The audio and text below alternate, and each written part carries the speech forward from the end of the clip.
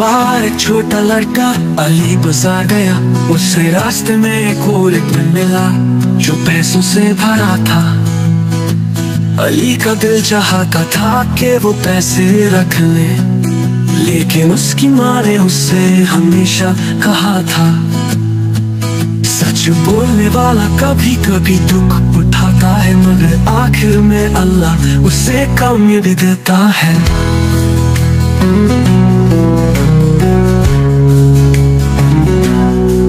अली ने wallet police station में दे दिया।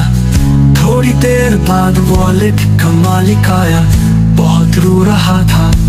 उस आदमी ने अली को शाबाशी दी और कहा, बेटा तुमने मेरी जिंदगी बचाई है।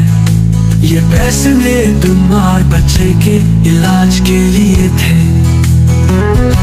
अली खुशी खुशी घर कर गया। रात को उसे इतना सुकून मिला जो पैसों से भी नहीं मिलता।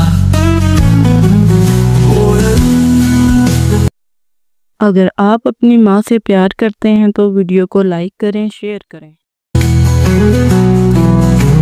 सच बोलने वाला कभी नहीं हारता,